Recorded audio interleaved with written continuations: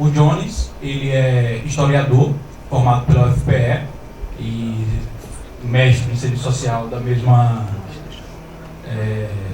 instituição, militante do PCB, Partido Comunista Brasileiro, e também divulgador, propagandista do marxismo em diversos canais, diversos meios, como o YouTube.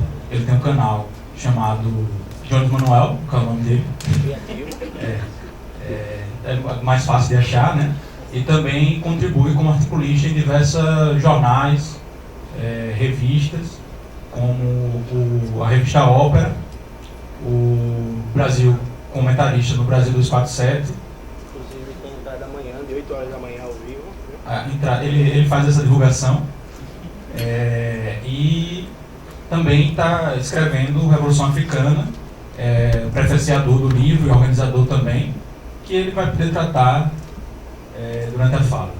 Então a gente vai começar já a partir diretamente para as falas, com a Tainara fazendo um debate sobre pedagogia Ela vai dizer o que ela fala. Boa tarde a todos e a todas. Sinto-me imensamente feliz, né, por contar com essa oportunidade, tá? Saber que vocês estão por aqui para aprendermos juntos, tá? Porque a proposta aqui não é ensinar, de verdade. Quando a gente fala em pedagogia, a gente tem como parar de falar de Paulo Freire, quando a gente aprende e ensina ao mesmo tempo, né? A gente está aqui para isso. Todo mundo está me ouvindo direitinho? Ok. Bom, como o Gá já me apresentou, e de antemão já agradeço ao Gá pelo convite, tá? Ele me fez esse convite enquanto a gente discutia a criação da Frente Antirracista em Maceió. A gente fez essa reunião na OAB, ele esteve lá e me convidou de forma muito humana. Fico muito feliz, Gá, muito obrigada, tá? Gostaria de agradecer também ao Coletivo União das Letras, que é o coletivo ao qual eu faço parte na Universidade Federal de Alagoas. É o coletivo composto por alunos e alunas do curso de letras, né? Tanto português, espanhol, francês, quanto inglês. E o coletivo, ele esteve comigo e sabe, conhece muito bem a minha luta, que vai para além da situação que aconteceu comigo, né? Eu gosto sempre de enfatizar nas palestras, nas minhas falas, que o fato ocorrido é preocupante porque aconteceu com... É menos preocupante que aconteceu com alguém que conhecia o debate. No entanto, isso acontece todos os dias, então não deveria ser algo assustador, né? Deveria ser algo incômodo, tá certo? Então, quero agradecer ao coletivo pela presença. É um coletivo composto majoritariamente por mulheres negras, né? Que a gente está aí nessa luta e é muito atuante e continuaremos assim. Eu quero agradecer também a Lenilda, aluna. Lenilda, ela, quanto jornalista, eu fiz algumas entrevistas, né, e algumas foram bem desgastantes, no entanto necessárias, e a da Lenilda fez uma entrevista comigo também lá na UAB, e foi assim, para mim, muito humana, porque na entrevista, ela fez uma pergunta a qual ninguém fez, nenhum outro jornalista fez, e eu achei assim muito importante, né, que ela demonstrou ali uma questão muito antirracista, que para mim importa muito, né, ver a galera branca atuante quanto antirracista.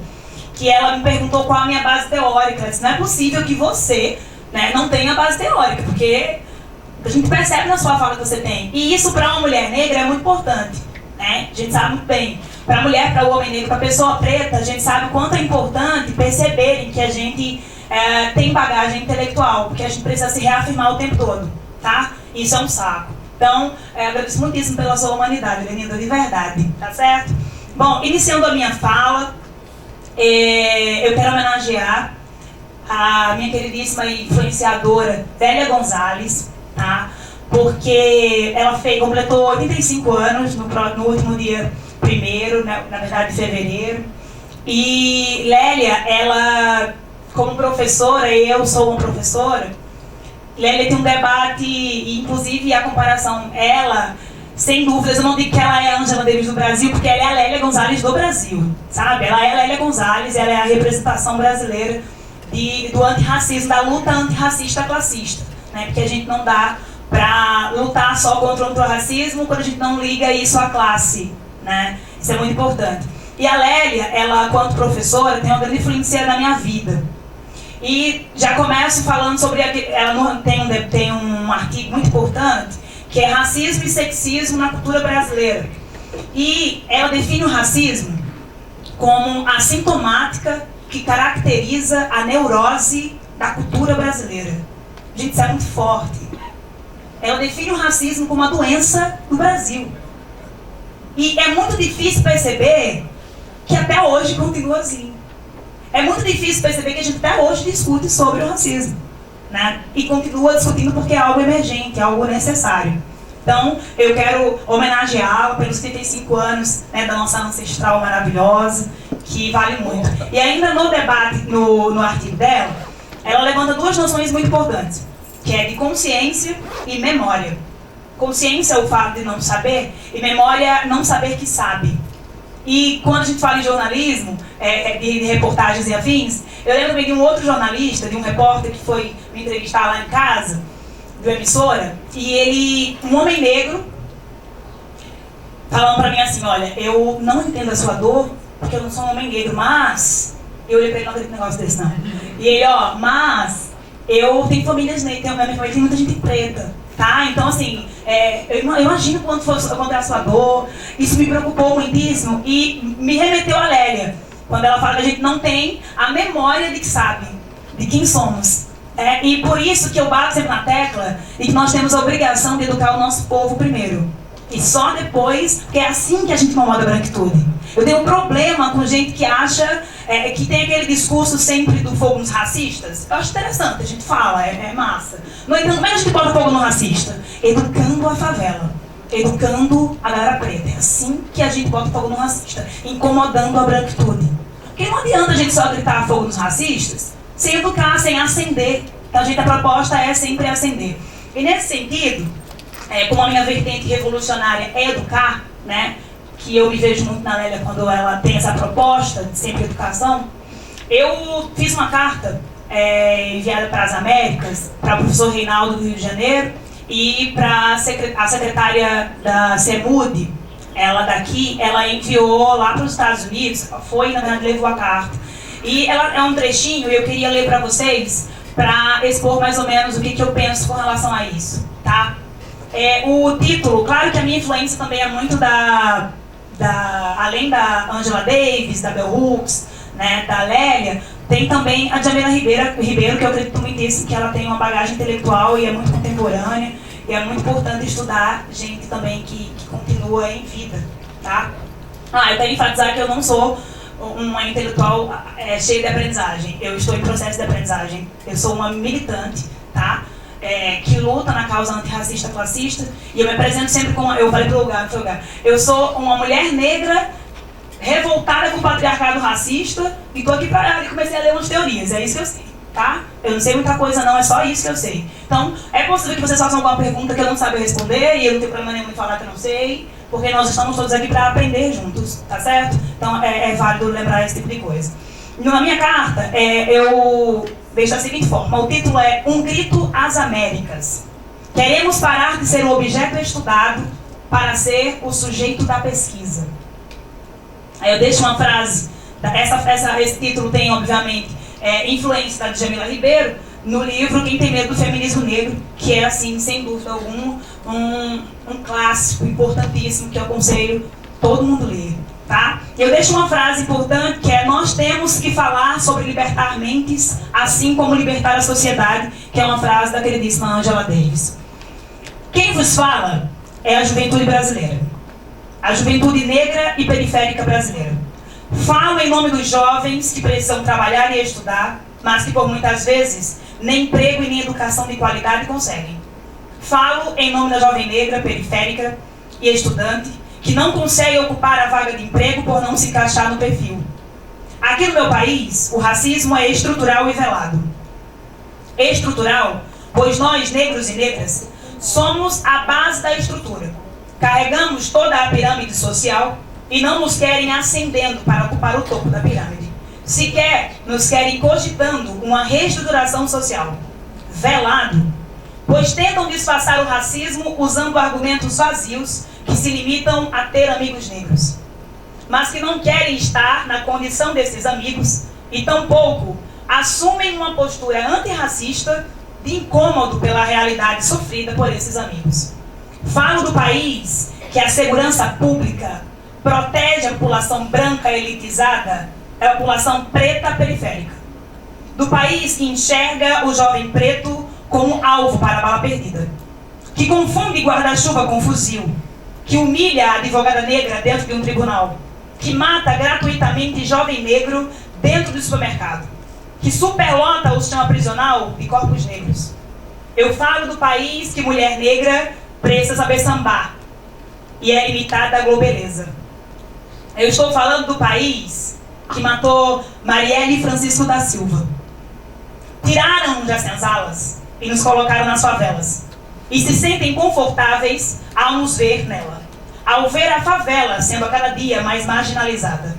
O incômodo começa quando a favela passa a ocupar as universidades, os cargos públicos, a ter e a ser voz na política, a receber prêmios, a ascender. Não nos querem pesquisando, não nos querem sendo intelectuais. Não nos aceitam lecionando, tratando doenças, viajando em primeira classe. Querem-nos nas senzalas domésticas. Querem-nos servindo-os. A servidão negra atrai a branquitude, alimenta a eugenia e conforta a casa grande. Queremos deixar de ser estudados e poder estudar. Queremos ser mais do que o objeto pesquisado. Queremos poder pesquisar. Pesquisam a favela, mas não lutam para educá-la. Escrevem sobre o negro, mas não criam ações afirmativas para permiti-lo escrever a própria história. Não pedimos muito, queremos oportunidades. Fala em nome do povo preto sonhador, que idealiza um Brasil que não os inferiorize, por sermos descendentes de escravizados, e que se sinta envergonhado por ter sido o último país a abolir a escravidão, e que só permitiu gente preta ingressar na universidade em 1952. Um povo que sonha com um Brasil antirracista, e não só que finge combater o racismo. Não se combate o racismo sem mexer na pirâmide social, sem lutar por uma equidade racial. Enquanto não houver uma reestruturação social, uma luta antirracista, classista, coletiva, o combate ao racismo continuará sendo alimento para o mito da democracia racial. A maquiagem que encobre o racismo impregnado em um país que vende para o mundo a mentira de quem somos todos iguais. Por fim, desejo que em algum momento não precisemos mais combater o racismo, pois ele não existirá. Desejo escrever sobre como tudo mudou, sobre como não será comum encontrar mulher preta na cozinha de mulher branca ou aparecendo como objeto sexual durante o período carnavalesco. Como jovens negros estão ocupados pesquisando, publicando e não sendo assassinados. Desejo falar sobre como é incrível ser uma criança negra em um país não racista. Mas enquanto isso não acontece, será necessário o mimimi, cujo defino como uma onomatopeia, o som do choro de quem sente. Não existe vitimismo quando o preto é a vítima. Existe luta e muita resistência. Essa carta, ela, além de enviada, eu afins que não importa, que não é essa questão, tem dois pontos importantíssimos, que é a questão do jovem negro, né, favelado, que constantemente morre, né, a cada 23 minutos no Brasil. E a gente percebe a necessidade, a urgência de uma educação antirracista. E também sobre a criança preta. Eu deixo aqui um pedido de antemão. Eu falo muito isso nas minhas redes sociais, em qualquer debate que eu faço. A necessidade de elogiar crianças negras. Gente, é muito difícil uma criança negra no Brasil. É muito difícil. Você nasce, você cresce com a sua autoestima prejudicada. Então, quando você... Eu não posso ver uma criança negra, sabe? Que eu preciso elogiá-la. É mesmo que a mãe dela não goste. Eu preciso elogiá-la, não como uma criança negra, mas como uma criança. Porque ela precisa se reafirmar o tempo todo. É muito dificultoso você perceber que a criança já nasce lutando para ser vista como criança antes de ser negra. Porque é algo negativo no Brasil, tá certo? E, por fim, dando continuidade, na minha fala na carta, eu me refiro à questão da primeira pessoa, da história ser contada em primeira pessoa. As pessoas, a branquitude, ela se atrai por contar a nossa história, sabe? Mas se incomodam quando vê a gente escrevendo a própria história. Isso é um problema, isso incomoda. É assim que a gente coloca fogo no racista. Ocupando a universidade. É assim que a gente coloca fogo no racista, quando a filha da empregada, o filho da empregada doméstica, está na mesma sala, na mesma universidade que o filho da patroa. É assim que a gente incomoda a branquitude. Então eu queria muito que você saísse daqui com essa visão, sabe? De incomodar do jeito certo. A gente precisa incomodar do jeito certo. Incomodar colocando preto no poder, preto na política, mostrando o quanto preto é intelectual, porque preto é muito intelectual. A prova disso é a mesa ser feita por gente preta, tá? Então, nesse sentido. E eu levanto outra questão, outro tópico, que é a questão da mulher negra ser vista como forte. A gente cresce precisando ser forte. Eu, nesse livro aqui, da Bell Hooks, que é assim um clássico, incrível, maravilhoso, né, que ela traz o discurso da Sojourner Truth, que meu inglês é péssimo, mas vocês entenderam. Ela traz a questão de "e eu não sou uma mulher". Ela traz a lembrança, a memória, de como mulheres negras, elas eram abusadas, elas eram estupradas, já dentro das embarcações, vindo para cá. Então esse mito de que a mulher negra engravidou aqui no Brasil, não começou por aí. Ela começa a ser estuprada. Tem um episódio, tem uma parte desse livro que eu li 3 vezes, chorei 4. Que ela conta a situação de uma mãe em que a criança chora, tem 9 meses, e dentro da embarcação, ela nasceu dentro da embarcação. E a criança começa a chorar desesperada porque não quer comer. E a mãe começa a se preocupar com a situação. E o senhor lá de engenho, né, enfim, ele começa a ficar incomodado com a mãe com a menina chorando. E ele pega a criança e sacode a criança no chão, e a mãe chorando desesperada. Depois ele pega a criança e coloca a criança numa panela de água quente, incomodado com a criança chorando. E assim de pior, a criança morre, depois que ele sacode a criança, e ele obriga a mãe da criança a jogar a criança ao mar. Ele não quer jogar, ele diz, você que vai jogar. É a mãe chorando, não, vou jogar assim. Então, o mito da mulher negra ser forte, a gente não nasceu forte, a gente precisou ser forte. E a gente não quer ser forte o tempo inteiro. Nos permitam ser fracas, sabe? A gente precisa ser fraca às vezes. Mas quando a mulher negra, ela se permite ser fraca, atribuem diretamente ao fato dela ser uma mulher negra. Eu cresci com a minha mãe dizendo que eu tinha a obrigação de ser 2 vezes melhor.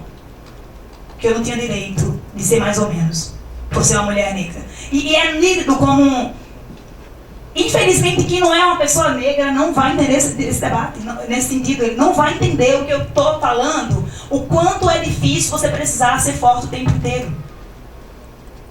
Tá? Então, assim, nesse sentido de eu não sou uma mulher, eu vejo a necessidade de passar para vocês o discurso feito em 1851 pela Sojourner Truth, que ela fez. E o contexto desse debate, desse discurso, tem a ver com o seguinte: ela está em uma assembleia, quem não conhece ainda, vou passar agora para vocês, mas possivelmente a maioria conhece. Ela está em um discurso, em uma assembleia, afins, e os homens brancos fazem o seguinte debate para ela. Que a luta era por voto, né? Aí faz, como vocês querem ter o direito a voto se as mulheres, elas precisam que a gente ajude-as a subir na carruagem? Como vocês querem ter o direito a voto se a gente precisa ajudar vocês a atravessar uma lama, uma poça de lama? Como você quer ser uma mulher? Como você quer ter direito a voto? Aí essa mulher, que Stento, no livro Mulher, Raça e Classe, ela levanta, ela debate a mulher dizendo o seguinte: ela é uma mulher negra, alta, com um vestido cinza, parecia triste. Ela chega, senta ao pé assim do altar e começa a discursar da seguinte forma, pequenininho: muito bem, crianças, onde há muita algazarra, alguma coisa está fora da ordem. Eu acho que com essa mistura de negros do sul e mulheres do norte, todo mundo falando sobre direitos, o homem branco vai entrar na linha rapidinho. Aqueles homens ali dizem que as mulheres precisam de ajuda para subir em carruagens e devem ser carregadas para atravessar valas e que merecem o melhor lugar onde quer que estejam. Ninguém jamais me ajudou a subir em carruagens ou a saltar sobre poças de lama. E nunca me ofereceram melhor lugar algum. E eu não sou uma mulher? Olhe para mim. Olhe para os meus braços. Eu arei e plantei. E juntei a colheita nos celeiros. E homem algum poderia estar à minha frente. E eu não sou uma mulher? Eu poderia trabalhar tanto e comer tanto quanto qualquer homem, desde que eu tivesse oportunidade para isso. E suportar o açoite também. E eu não sou uma mulher? Eu pari 13 vezes e vi a maioria dos meus filhos ser vendida para a escravidão. E quando eu clamei com a minha dor de mãe, ninguém, a não ser Jesus, me ouviu. E eu não sou uma mulher? Daí eles falam essa coisa na cabeça. Como é que eles chamam isso? Aí abrem parênteses e falam que alguém gritou, né? Um homem gritou e falou assim, é intelecto, querida, que chama. Aí ela diz, é isso mesmo, meu querido. O que é isso? O que isso tem a ver com os direitos das mulheres, dos negros? Se o meu copo não tem mais que um quarto e o seu está cheio, por que você me impediria de completar a minha medida? Daí aquele homenzinho de preto ali disse que a mulher não pode ter os mesmos direitos que o homem, porque Cristo não era mulher. De onde o seu Cristo veio? De onde o seu Cristo veio, meu querido? De Deus e de uma mulher. O homem não teve nada a ver com Cristo. Se a primeira mulher que Deus fez foi forte o bastante para virar o mundo de cabeça para baixo por sua própria conta, todas estas mulheres juntas aqui devem ser capazes de consertá-lo, colocando-o do jeito certo novamente.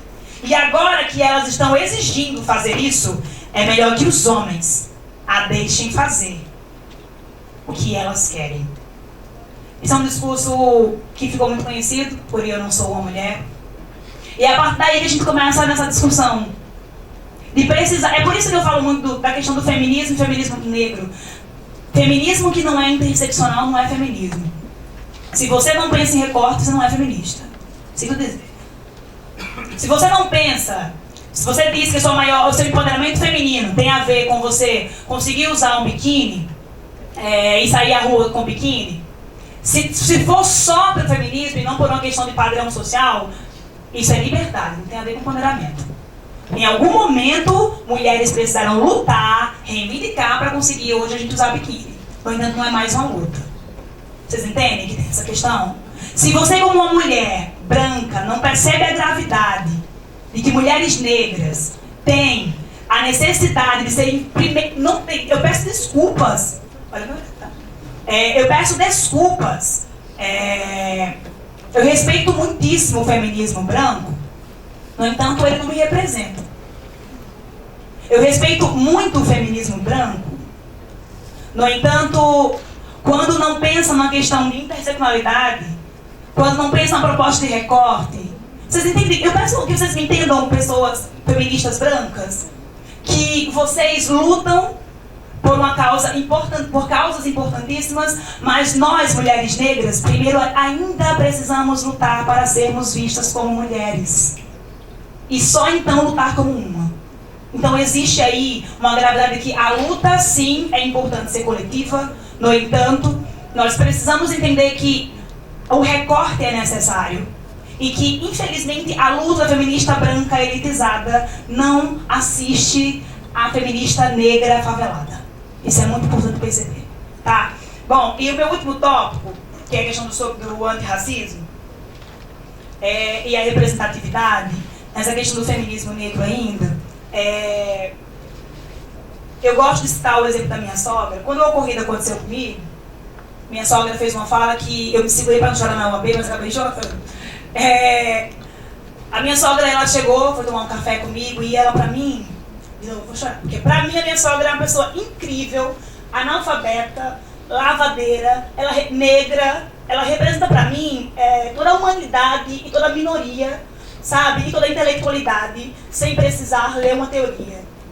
Eu estava muito triste com o que aconteceu e por aí vai. Ela chegou, foi tomar um café comigo, sentou à mesa e disse assim: Eu quero que você entenda que se fosse comigo, essa situação não teria tanta voz. Mas obrigada por você me permitir dar essa voz. Você deu voz a pessoas como eu. Que se acontecesse isso acontece o tempo todo. A gente lavando o prato na casa da senhora, né, da Branca, a gente escuta esse tipo de coisa, mas a gente não tem voz para falar isso. Essa é a importância da representatividade. A gente saber que eu hoje noto que eu não falo por mim, sozinha. Eu tenho uma obrigação com o povo preto. Eu tenho uma necessidade de representar esse povo. Se eu falho na luta, eu falho com o povo que está comigo, que me representa junto. Então não tem como eu não me emocionar todas as vezes que falar sobre essa fala da minha sogra, eu vou chorar. Eu não tenho condições. Porque é uma fala muito necessária, muito importante. Tá? Então quando eu levanto a questão do antirracismo classista, tem muito a ver com você se preocupar em defender a mulher negra, o homem negro, sabe? Em ir primeiro à favela. Se você, pessoa branca, não se incomoda, sabe, em saber que existem... Você está preocupada se você, esse mês, vai usar, mulher branca vai usar o seu... Sabe? Qual absorvente você vai usar? Você não se preocupa no recorte de que existem mulheres que nem absorvente conseguem ter. Se você não faz esse recorte, tem algum problema no seu feminismo.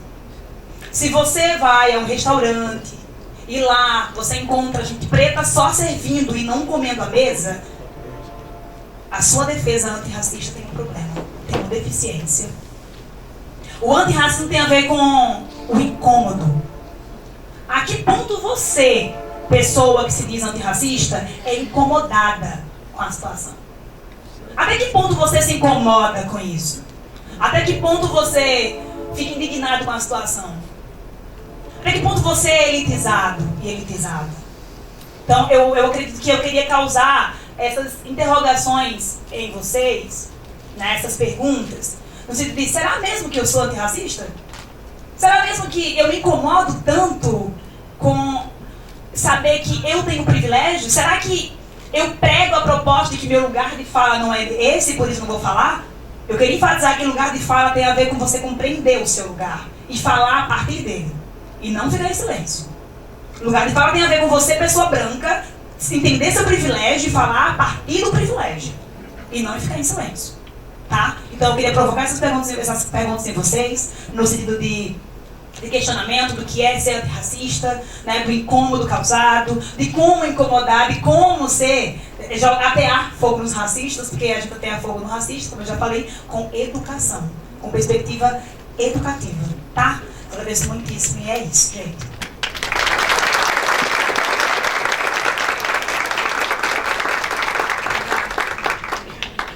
Boa tarde, camaradas.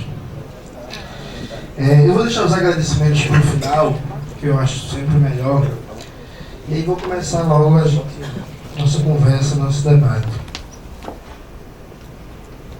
A gente pensar raça, classe e revolução. E aí, nessa tríade de palavras, talvez a mais central que articule as outras seja a revolução, a gente tem que começar a entender um pouco aspectos da formação social do Brasil, né? Como a gente lembra da época da escola e por aí vai, o Brasil surge enquanto uma formação social colonizada pelo europeu, que se instala aqui, comandando um processo de extermínio dos povos originários, chamados genericamente de índios, institui aqui uma empresa colonial de produção de produtos tropicais para exportação na Europa, né? Pau-brasil, cana-de-açúcar, e mais para frente café, borracha, por aí vai. Essa produção é tocada a partir de força de trabalho escravizada, trazida de África, a partir de um processo de violência inaudito até então na história humana. Nunca se viu. Tem um historiador que ele é conservador, liberal, nem é marxista, que é o Todorov, que ele fala que o processo de colonização das Américas foi o maior genocídio da história da humanidade, do século XVI até o século XIX. Foi um processo que desde os povos originários, maias, astecas, incas e por aí vai, os povos originários do Brasil, junto com os africanos trazidos para cá à força, você tem um processo de extermínio de milhões e milhões e milhões que, por exemplo, é infinitamente superior ao que foi o Holocausto dos judeus, o que não faz diminuir a gravidade do Holocausto, mas mostra que existem coisas piores na história da humanidade. E aí, quando é montada essa empresa colonial, a força de trabalho é basicamente demarcada pela cor. Isso é fundamental. E nesse processo de colonização dos Estados europeus, no que a gente chama de América, tem um episódio que é muito marcante, que não foi no Brasil, mas teve consequências em toda a América Espanhola, a América Portuguesa e por aí vai. Em 1655 teve uma revolta na Virgínia, em que pessoas escravizadas, trabalhadores brancos pobres, trabalhadores lavradores que estavam acochados por dívidas, se uniram numa revolta contra os grandes latifundiários da Virgínia. Nessa revolta aconteceu uma espécie de solidariedade classista transracial. Os brancos pobres, trabalhadores, trabalhadoras, os lavradores, que eram pequenos proprietários do que seria uma visão genérica de camponês, pequenos proprietários de terra, e os homens e mulheres escravizados. Eles se uniram, fizeram a revolta, derrubaram o governador da Virgínia, ele teve que fugir e voltou para a Inglaterra, tomaram poder por mais ou menos 2 meses, foi quase uma proto-comuna de Paris, tomaram poder por 2 meses, e a Inglaterra teve muito trabalho de esmagar a revolta.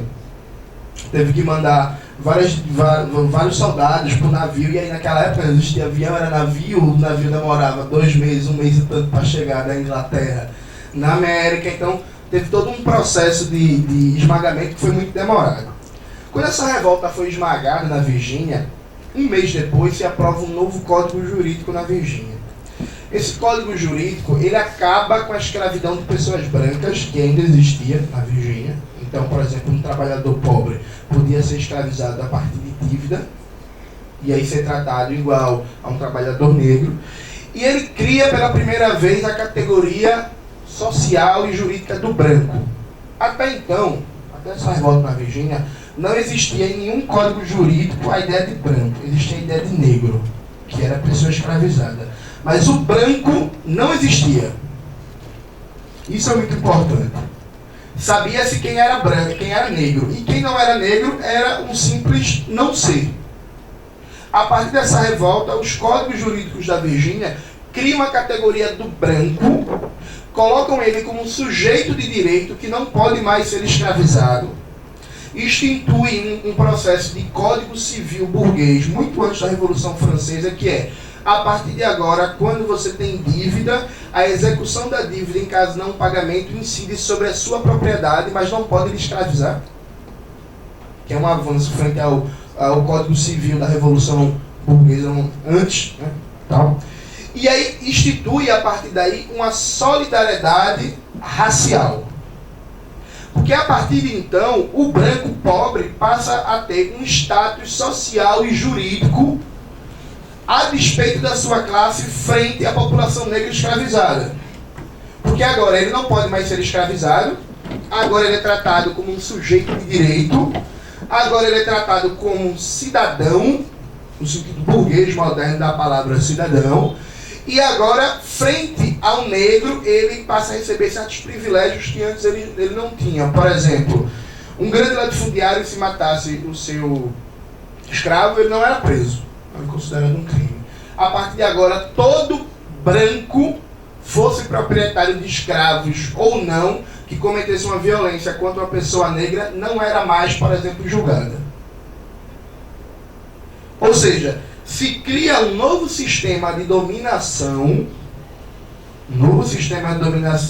que procura criar um elemento de solidariedade racial entre a classe dominante branca e a classe trabalhadora pobre branca, no sentido de impedir a união entre a classe trabalhadora, o seu segmento escravizado negro, e o seu segmento branco não escravizado pobre. Compreendido? Esse elemento é fundamental. Por quê? Essa experiência da Virgínia se propagou por todas as colônias das Américas. E aqui no Brasil, também, especialmente na época da Reforma Pombalina, começou a se pensar com muito mais qualidade o processo de dominação e a tentativa de impedir o elemento de solidariedade entre o trabalhador mestiço, branco, pobre e a pessoa escravizada. E aí é que tá, o Brasil, quando a gente fala que o Brasil é uma sociedade escravagista, não é porque só teve um regime de escravidão. É porque a instituição da escravidão, enquanto centro do sistema produtivo, foi pensada também como centro do sistema de dominação.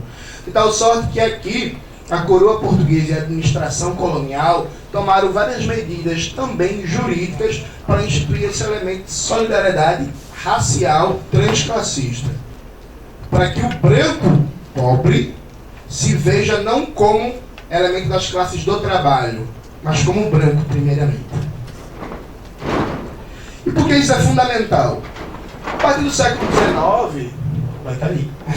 A partir do século XIX, quando começa um processo de desenvolvimento capitalista um pouco mais acelerado, e aí depois vem o fim da escravidão, proclamação da República, e a primeira Constituição Republicana, junto ali no final do século XIX, começo do século XX, você já tem um processo de desenvolvimento do capital muito maior, de crescimento de nichos capitalistas na sociedade brasileira, que ainda não era plenamente capitalista.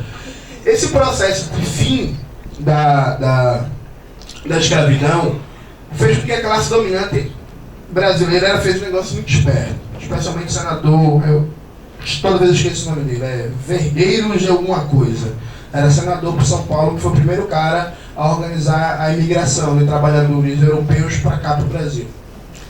Tinha rolado a Revolução no Haiti, em que os homens e mulheres escravizados tomaram poder, mataram os proprietários brancos latifundiários, instituíram a primeira República Negra da história e acabaram com a escravidão. E aí a classe dominante brasileira, a elite colonial brasileira, ela tinha um medo danado do que se chamava de haitianização do Brasil. Até a Revolução Russa de 17, o grande medo da classe dominante era o Haiti. Aí depois, com a Revolução Russa, o grande medo virou os comunistas e a gente tomou o lugar do Haiti. Tanto que, inclusive, a polícia brasileira foi criada quando a família real veio para o Brasil, e tem uma matéria do jornal Carioca que cobra a criação da polícia, e ele fala que precisamos criar uma polícia que a eles, os escravos, incutem medo e a nós segurança, para não corrermos o risco de acontecer no Brasil o que aconteceu no Haiti. Essa é uma antecedente da Polícia Militar Brasileira. Inclusive, o brasão da PM do Rio de Janeiro é o mesmo da época do Brasil Colônia, com a família imperial, quando veio para cá. Então a polícia brasileira, uma antecedente dela, foi criada para impedir que acontecesse no Brasil o que aconteceu no Haiti, uma revolução de pessoas escravizadas. E aí a classe dominante brasileira percebe o seguinte, a gente não pode permitir que aqui aconteça uma solidariedade de classe transracial. Então, incorpora plenamente o discurso da supremacia branca, né, o discurso do racismo científico, que estava fazendo muito sucesso na Europa na época, de que o negro é inferior porque o crânio dele é menor, porque a gente mediu o crânio, e o cérebro é menor, porque a gente tirou um pedaço do cérebro, ele viu que na parte esquerda do cérebro do negro, o cérebro é um pouco mais para baixo, e aí ele pensa menos, tem menos memória e tal.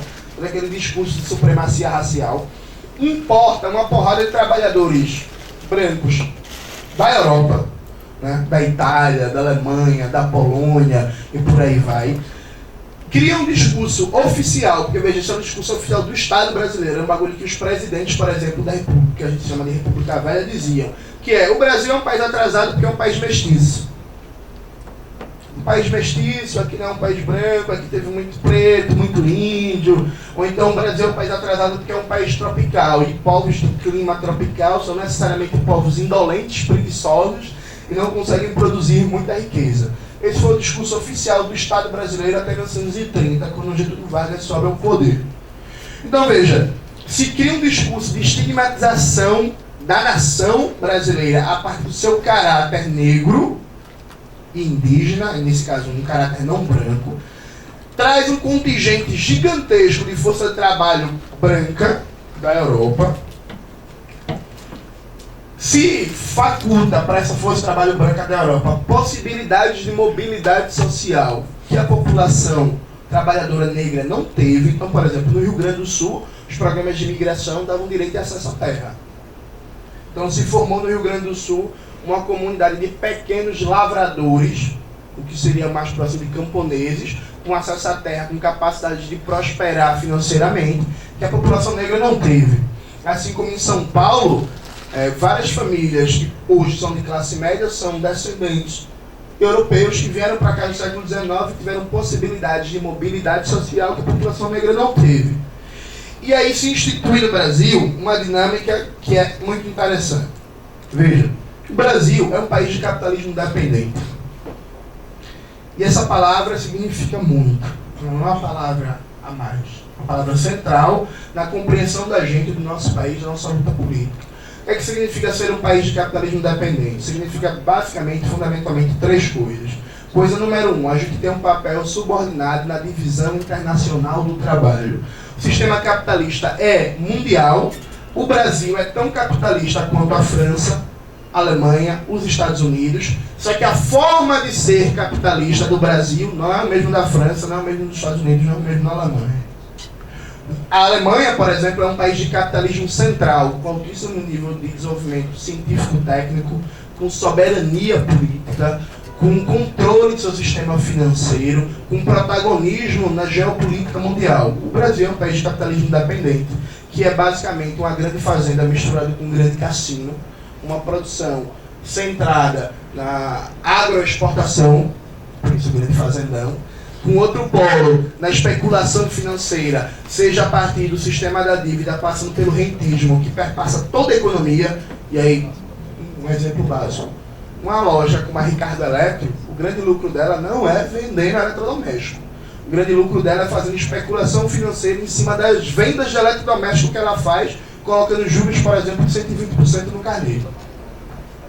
Então é toda uma economia voltada para a especulação financeira e para a produção agropecuária sem ciência e tecnologia desenvolvida, sem domínio científico-técnico, sem controle da sua moeda, sem controle dos fluxos financeiros, sem controle dos seus recursos naturais. O Brasil já é o 3º país do mundo com mais terras na mão de estrangeiros.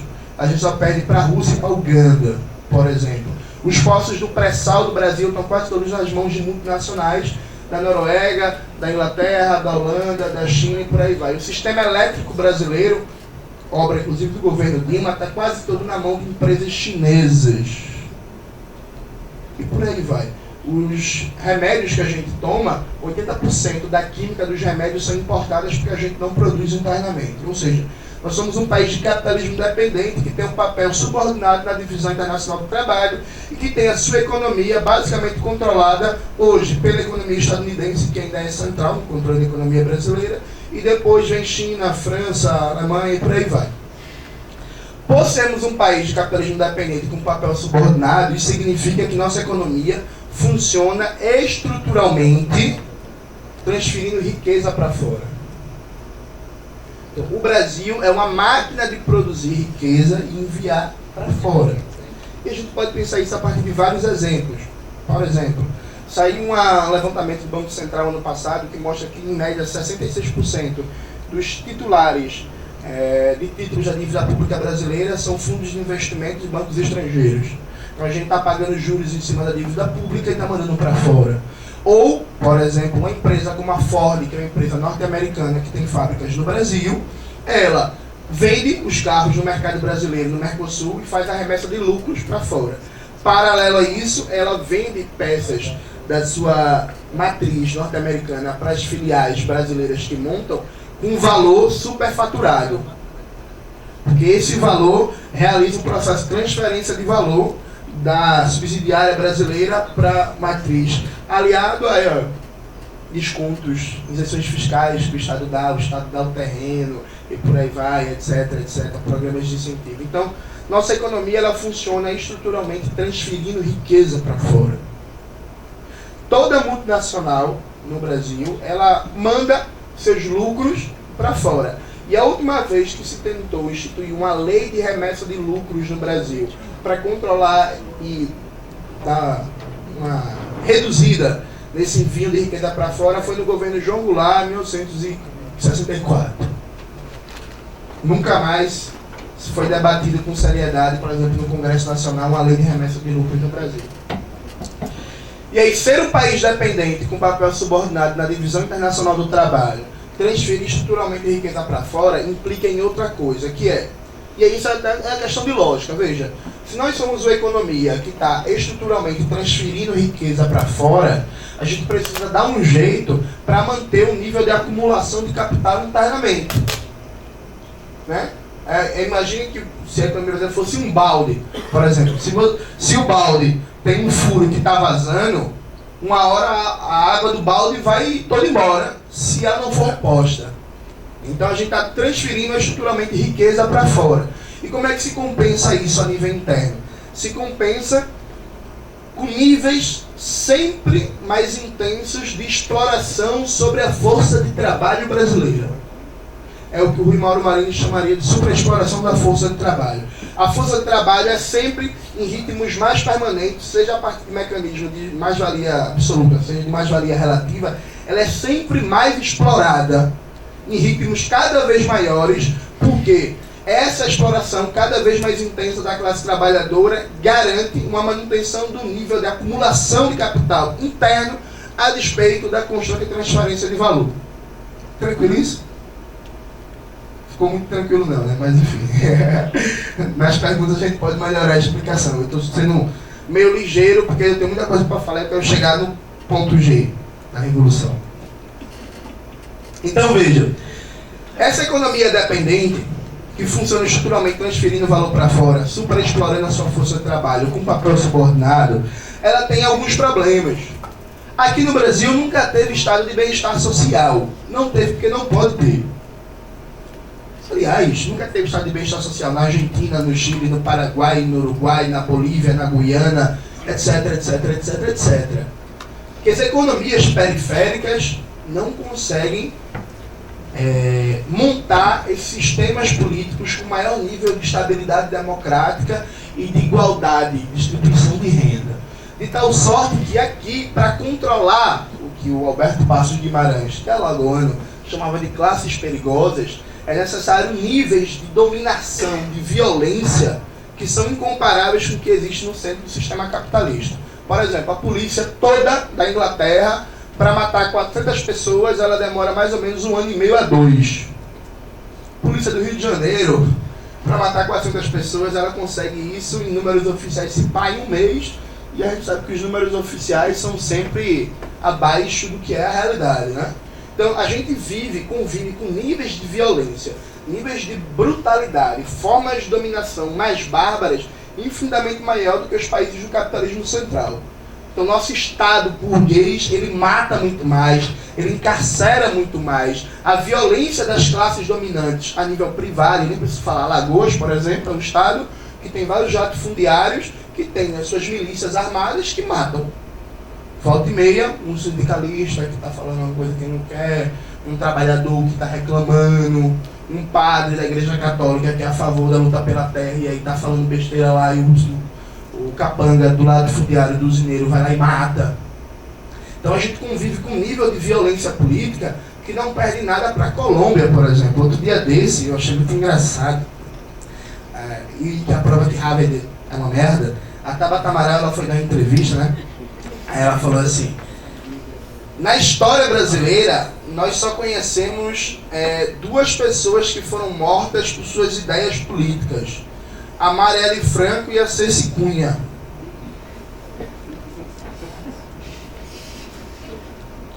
Na minha dissertação de mestrado, eu trabalhei em um dado que está incompleto, mas enfim, é a base de dados que eu consegui, que da Constituição de 88 até 2016, 1.865 militantes políticos foram assassinados no Brasil.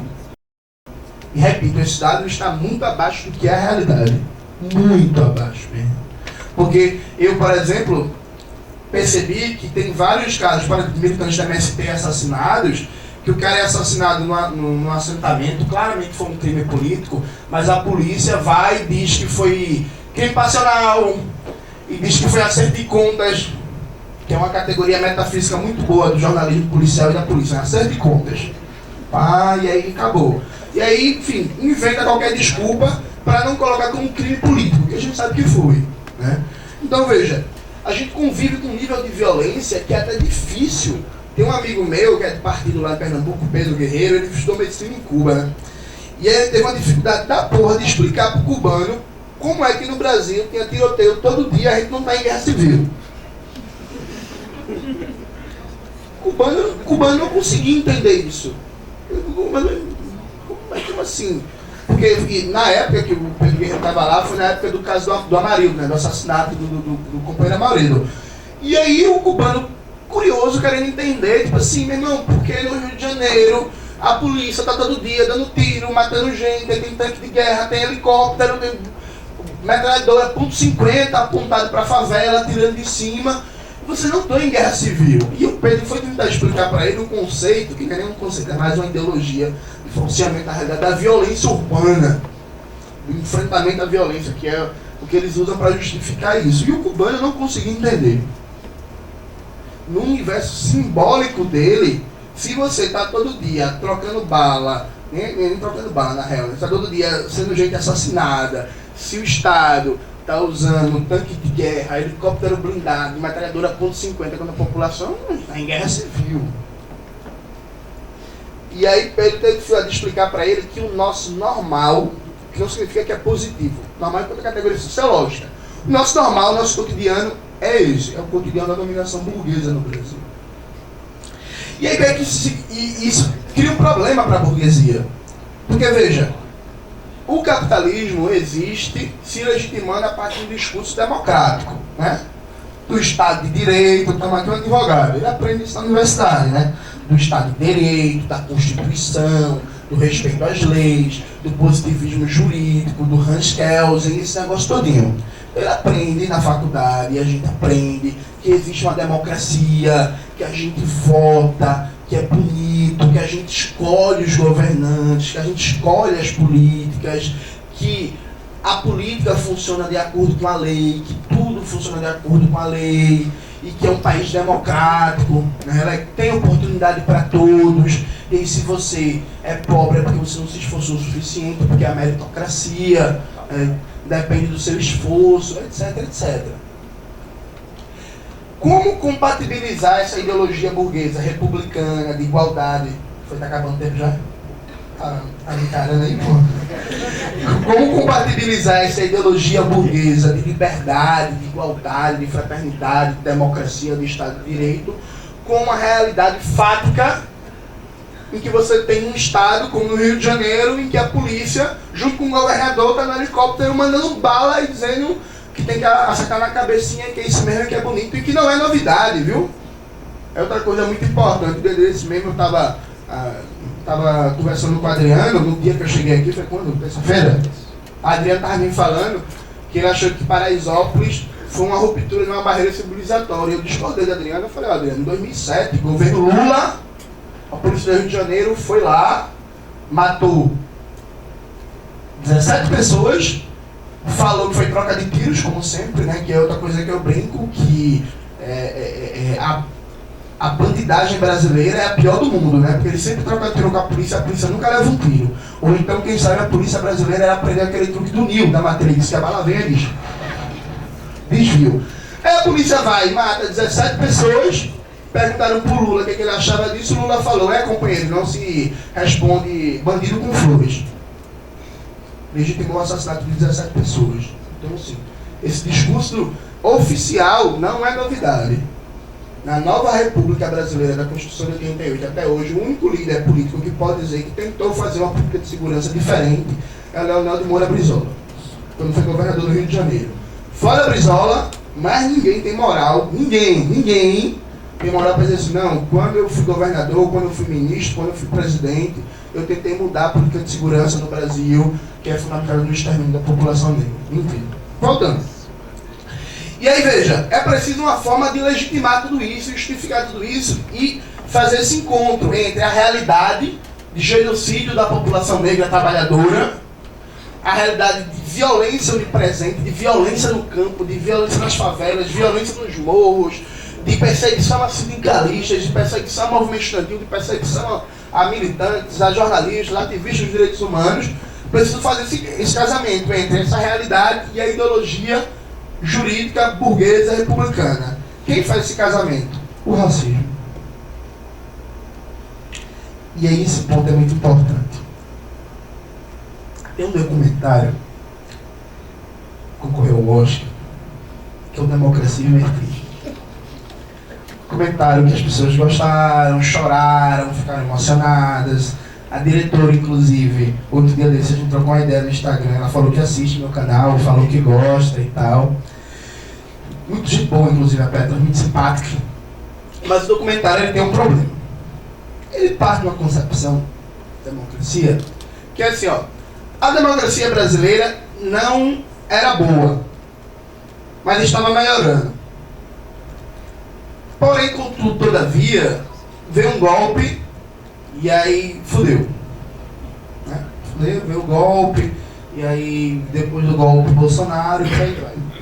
Qual é o problema dessa concepção?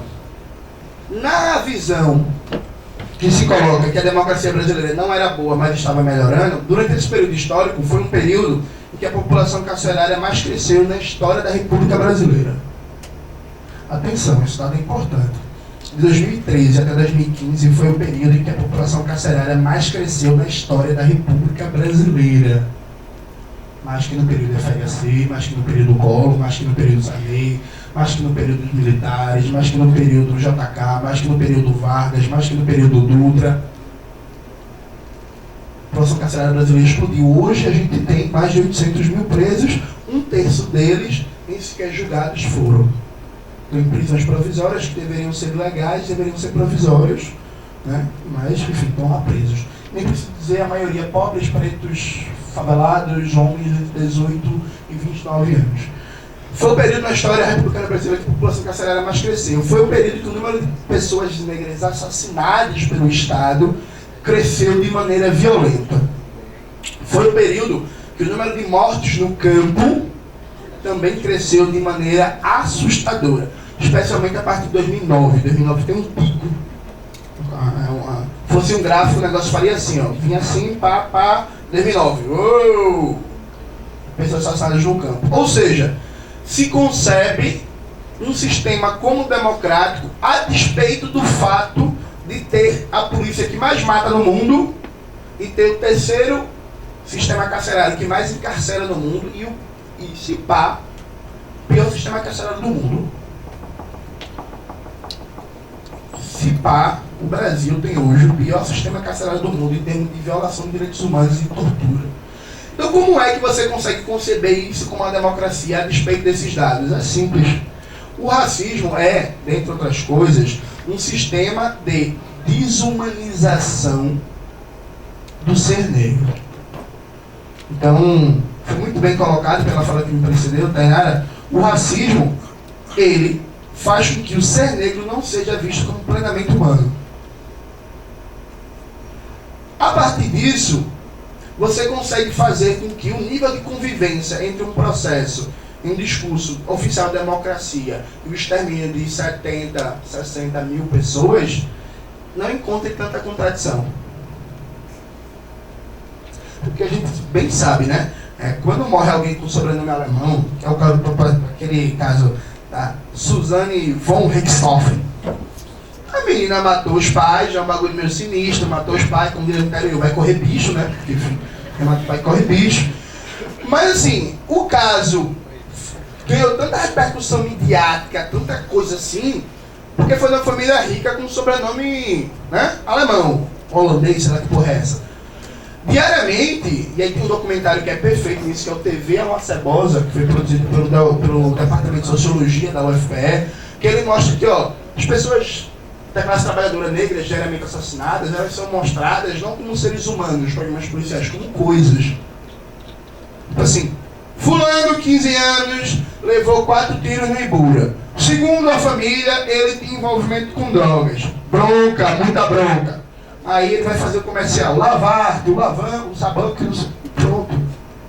A pessoa não é tratada como humana. Não se fala da sua história de vida, dos seus sonhos, dos seus hobbies, o que ela gostava, quem ela era amigo de quem, namorava quem, ouvia o que, assistia que filme, sabe? Ela não é humanizada. Ela é uma coisa que foi, passou, e aí próximo caso. Então o racismo ele é um instrumento fundamental que ele dá uma liga ao capitalismo dependente, também a nível de relações de exploração. Porque, repare bem, hoje no Brasil, cerca de 90% da força de trabalho brasileira recebe menos que 2 salários mínimos. Eu, quando comecei a trabalhar, com 16 anos, eu fui trabalhar entregando água mineral. Né? E nessa época eu não era esse homem alto e forte que eu sou hoje. Né? Eu tinha só 1,50 m, eu era pequenininho, tinha uns 48 quilos. E eu trabalhava no sol da desgraça entregando água mineral, né? Com 5, 6 garrafões na bicicleta, e os garrafões pesavam bem mais do que eu. Né? E aí, na época, o salário mínimo era mais ou menos R$600, eu trabalhava para ganhar R$250 por mês, que é mais ou menos 1/3 do salário mínimo, na época. E eu trabalhava 8 horas por dia, carregando um peso da desgraça horrível, tendo que lidar com a classe média racista. Foi aí que eu peguei um ranço, um ódio intenso, e queria só ser leninista, mas aí tem essa coisa da vingança stalinista, tá me puxando, brincadeira. E aí, repare, o fato de eu estar trabalhando, um adolescente, 16 anos de idade, novinho, já cara mesmo de adolescente, o fato de um adolescente de 16 anos estar numa bicicleta, trabalhando 8 horas por dia, carregando um peso equivalente a 115, 120 quilos, que é o dobro do seu peso, e isso não chocar ninguém, porque isso nunca chocou, veja, nunca chegou ninguém dos que eu entregava água mineral para perguntar assim: meu filho, você não deveria estar estudando, não? Hoje eu consigo pensar isso teoricamente de maneira muito evidente, assim. Eu passei 1 ano entregando água mineral, um adolescente em idade escolar, que deveria estar o quê? 16 anos é primeiro e segundo ano, né, mais ou menos. Idade escolar deveria estar ali no ensino médio, e eu estava estudando à noite, né? Mas nunca chegou ninguém para dizer assim: meu filho, essa hora você trabalhando, tão jovem, você não está na escola não? Você está estudando? Como é que está? Nunca. Ou seja, o processo de trabalho precário do qual eu estou submetido é legitimado a partir de ideologia racista. E as pessoas que eu entreguei água mineral, eu tenho certeza que grande parte delas são bons pais, boas mães, pessoas que são consideradas pessoas de bem, católicos, evangélicos, pessoas tementes a Deus. Alguma delas talvez seja até militante, faça uma caridade, leva uma sopa para os pobres ali numa praça e tal. Mas a subjetividade montada pelo racismo faz com que ela não visse problema naquela cena. Assim como o Brasil, enquanto país, não vê problema o fato de 6 milhões de mulheres, majoritariamente negras, ganharem a vida como trabalhadoras domésticas. Assim como o racismo faz com que não seja um problema o fato de existir de 7 a 9 milhões, aí está dando certo, também de mulheres, também majoritariamente negras, que tentam complementar a renda a partir de Avon, Natura, Jequiti e por aí vai. Que é também um mecanismo de exploração fudido. Percebe? Então, o racismo ele garante um tipo de relação de trabalho, um tipo de relação de produção, que são trabalhos que são péssimos, pagam mal, que são com condições de saúde horríveis. O Brasil é um dos países que mais tem acidentes de trabalho do mundo. Segundo o último levantamento do CAGED, se não me falha a memória, 510 mil acidentes de trabalho todos os anos. E esse número, de novo, está abaixo da realidade. São números que são subnotificados com certeza, assim, absoluta. Assim como nas obras da Copa, o número de trabalhadores da construção civil que morreu, ou o número de trabalhadores que morreu construindo aqueles elefantes brancos, aqueles absurdos lá de Giral, Belo Monte, aquelas porcarias que não servem para absolutamente nada. Inclusive, abre parênteses, informação, saiu um levantamento da Associação dos Engenheiros do Rio de Janeiro, mostrando que Belo Monte e Giral não são sustentáveis porque não tem capacidade de vazão, de gerar os quilowatts necessários para se autofinanciar.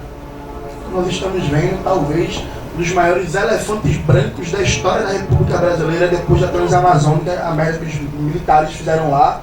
O governo do Lula e Dilma conseguiram, quem sabe, superar os militares. É um grande feito. Então, veja, o racismo, ele é funcional para tudo isso. Ele é funcional para a gente chamar de democracia um negócio que mata 60 mil pessoas todo ano. Ele é funcional para a gente chamar de democracia um negócio que a população carcerária cresce 135% ao ano. Ele é funcional para a gente chamar de democracia um negócio em que 1/3 da população encarcerada não passou nem sequer por julgamento. Ele é funcional para legitimar a existência de um bagulho chamado autorresistência, em que na maioria dos processos, o que é autorresistência? Quando o policial diz que matou uma pessoa por legítima defesa. Via de regra, quando você vai ver os processos, o policial nunca testemunha. Então o policial ele chega lá, ele diz, foi assim que aconteceu. O juiz e o promotor falam, beleza, suave, foi assim mesmo e encerrou o processo. Ele é funcional para a gente não ver problema em existir ainda uma arquitetura da época do Brasil escravidão, da época do Brasil colônia, do quartinho de empregada que fica lá nos fundos e a mulher tem que trabalhar de 10 a 14 horas e muitas vezes dormir, né, que ainda existe muito, dormir na casa do patrão, trabalhar de domingo a domingo, de 7 horas da manhã até 10 horas da noite. O que é que isso significa? Se tudo isso que eu falei estiver correto, e eu acho que está, eu não inventei nada, eu falei basicamente aqui as contribuições de Clóvis Moura e de Rui Mauro Marini, e de Florestan Fernandes também.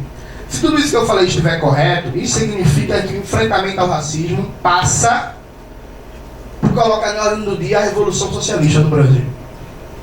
E aí eu vou caminhar para a conclusão, já falei quanto tempo? Já falei 40 minutos? Eu estourei o tempo, né? Porra, era para ter avisado, enfim. Eu vou concluir, marca aí 5 minutos, por favor. Veja, por que a Revolução Brasileira? Né? Porque alguém pode pensar assim, porra, Jones, Revolução, a gente tá fudido, o Bolsonaro tá eleito, tá numa merda do caralho.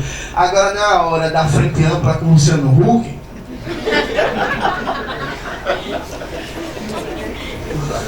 O programa lá tá velho pro Brasil todinho, ó. Imagina. Então, eu acho que não. Eu acho que agora não é a hora da frente com o Luciano Huck. Peço desculpas ao meu amigo Flávio Dino, ele gosta da brother do Luciano Huck. Toda semana eles estão juntos. Veja, no Brasil, e esse é um dado que eu acho que a gente tem que refletir com muita seriedade. No Brasil, nesse mesmo período, que foi o período que a população carcerária brasileira mais cresceu na história da República, que o número de pessoas assassinadas não parou de crescer, foi o período da história brasileira em que mais se aplicou políticas de igualdade racial. Foi o período de criação da CEPI, Secretaria de Políticas de Igualdade Racial, foi o período de aprovação do Estatuto da Igualdade Racial, foi o período de aprovação da Lei 10.600 e...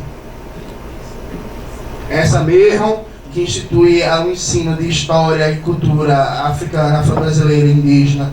Foi o período de instituição da política de cotas nas universidades e concursos públicos. Foi o período em que o discurso de representatividade no seio do Estado burguês mais teve incidência. Então tinha muito secretário e subsecretário de Secretaria de Direitos Humanos de cidades, estados, pessoas negras, oriundas de militância. O Lula, por exemplo, indicou Joaquim Barbosa, além dos méritos jurídicos que ele tem na comunidade dos juristas, também porque ele queria ser o primeiro cara a indicar um jurista negro para o STF, fez uma merda, como toda indicação do PT para o STF foi uma bosta, isso é outro assunto. E enfim, nesse mesmo período, o racismo não se enfraqueceu em nada. Veja, no maior período de aplicação de políticas de igualdade racial na história brasileira, o racismo não se enfraqueceu em nada. E pós esse período vem Bolsonaro. Ou seja, a gente não avançou em nada na compreensão da consciência, da importância da luta antirracista para a maioria do povo brasileiro. Porque se a gente tivesse avançado, o Bolsonaro teria mais dificuldade de ser eleito. Premissa lógica. Se a gente tivesse avançado, o Bolsonaro teria mais dificuldade de ter sido eleito. Então tem um problema aí para a gente pensar. Um problema sério. Tem um problema para a gente pensar que é a CEPI foi derrubada sem um traque de massa na rua. Fechou a CEPI. Inclusive, quem queria fechar a CEPI já era o governo Dilma, viu? Que queria tirar o status de Ministério da CEPI, juntar tudo no Ministério da Cidadania, que era o que Temer fez, mas a própria Dilma já queria tirar o status de Ministério da Secretaria de Políticas de Igualdade Racial. E não teve um traque de massa na rua. O Estatuto da Igualdade Racial, ele foi, na prática, destruído, porque, enfim, não orienta mais muito tipo de política pública, e não teve um traque de massa na rua. Nada. As políticas de cotas estão sendo desmontadas. E outra coisa, nem precisa desmontar a política de cotas, basta tirar a universidade, tirar o orçamento da universidade. Porque, por exemplo, se você tira a assistência estudantil, as políticas de permanência, você na prática inviabiliza a política de cotas. Acabou. Nem precisa desmontar. Dá muito trabalho, votar no Congresso, não sei o quê. Basta você cortar a verba estudantil. Acabou. O estudante negro ele vai entrar e sai, porque ele tem condições de se manter. Simples assim. Então a gente tem que pensar o que foi feito nesses últimos anos. Foi importante? Foi. Ampliou o debate sobre a questão racial no Brasil? Não tenho dúvidas. Agora, também gerou muito dinheiro para gente liberal, oportunista, que anda com o Banco Itaú, fazendo propaganda empoderada, dando consultoria para Banco Itaú, dando consultoria para a Rede Globo, indo no programa da GNT, indo no programa da Fátima Bernardes, o que em si não é um problema, porque se a Fátima me chamar eu vou também. O problema é que discurso a gente faz, que programa político a gente está defendendo. Porque veja, nos últimos anos, falar de questão racial gerou muito... Já está rindo até agora. Falar de questão racial no Brasil, nos últimos anos, gerou muito dinheiro, viu? O Itaú ele tem uma fundação, gerida pela Neca Setúbal, que era a manager da Marina Silva, que gera muita grana pra gente falando de questão racial, de combate antirracista. Só que nesse discurso de combate antirracista desse povo, que gosta muito de andar com o Banco Itaú, não aparece a palavra dependência, não aparece a palavra imperialismo, não aparece a palavra luta de classes, não aparece a palavra marxismo, não aparece a palavra classe trabalhadora, exploração, mais-valia, Estado burguês, revolução e por aí vai. E aí, para concluir de verdade, eu escrevi um texto, porque eu assisti Bacurau. Grande filme, maravilhoso. Tive raiva porque eu assisti no cinema, e aí a pequena burguesia ficava emocionada, batendo palma, gritando, fazendo ato, hashtag militando no cinema. Enfim, foi horrível. Mas o filme foi bom. E aí, eu aproveitei o filme Bacurau para fazer uma reflexão, que é: se a linguagem política que a gente usa não é perigosa, ou seja, se ela pode ser assimilada pelo Estado burguês, se ela pode ser assimilada pelo mercado, se ela pode ser assimilada pelas instituições vigentes, ela tem um problema. Então, por exemplo, a Globo, recentemente, e aí eu vou jogar isso também para a gente fazer um debate. A Globo, recentemente, numa novela, apareceu uma personagem da Globo lá, falando, explicando o que é lugar de fala. Assim como a Globo na GNT, que é aquele que a GNT é o aparelho ideológico, o aparelho de hegemonia da Globo para difundir liberalismo nos seus movimentos políticos, né? A GNT é um canal militudo a vida todinha. A GNT fala de empoderamento, a GNT fala de representatividade, a GNT fala de igualdade de oportunidades e por aí vai. Então a gente tem que pensar, e aí esse momento é muito bom, porque veja, o momento da derrota, ele não é todo negativo. Fazendo uma metáfora esportiva, um bom lutador de boxe, quando ele perde uma luta, ele para analisar por que ele perdeu e aproveita a derrota para melhorar seus fundamentos. Né? Alguém pensou assim, Jones luta boxe? Não, mas eu assisti todos os filmes do Rock Balboa. Então veja, esse é o momento da derrota, ele é muito bom para a gente pensar também o que foi que a gente fez de errado. O que foi que a gente errou a nível de tática, de estratégia, de política de alianças, de concepção teórica, e reconstruir uma agenda revolucionária nesse país. Claro que alguns têm mais responsabilidade nisso do que outros, né? Né? Alguns andaram mais com o PMDB, com o DEM do que outros, e por aí vai. Mas é o momento de geral refletir para a gente pensar concretamente a construção da Revolução Brasileira. Porque, para concluir de verdade, fora de uma luta pela Revolução Brasileira, que vai ser a Revolução Negra, porque a maioria da classe trabalhadora brasileira é negra, porque existe uma centralidade da questão racial na luta de classe brasileira. Fora de uma Revolução Brasileira, a gente não consegue de verdade superar os dramas fundamentais desse país. A gente não consegue parar o extermínio da população negra, a gente não consegue parar o encarceramento em massa, a gente não consegue parar o empobrecimento da classe trabalhadora, o processo de retirada de direitos, o esmagamento do nosso povo, a entrega das riquezas internacionais, das riquezas nacionais para as multinacionais. Esse é o momento da gente pensar numa estratégia revolucionária concretamente. Mas não a revolução como algo abstrato, a revolução como uma estratégia que se materializa no dia a dia, na atuação do movimento estudantil, no movimento sindical, no movimento quilombola, no movimento de mulheres, no movimento negro, no movimento LGBT, nos movimentos de defesa do meio ambiente e por aí vai. Esse é o momento. Porque tudo que a gente tentou de pequena política deu errado. E a gente está vivendo um Brasil que está cada vez pior. Se a gente quer que no futuro a gente possa dizer que mudou a correlação de forças, que conseguiu virar o jogo e que conseguiu de verdade construir um país que combate a exploração e toda forma de opressão, a gente tem que colocar a revolução na ordem do dia. Essa é a tarefa da nossa geração e eu acredito que eu não morro sem ver a Revolução Brasileira e olha que eu fumo, que significa que eu não vou viver muito. Obrigado.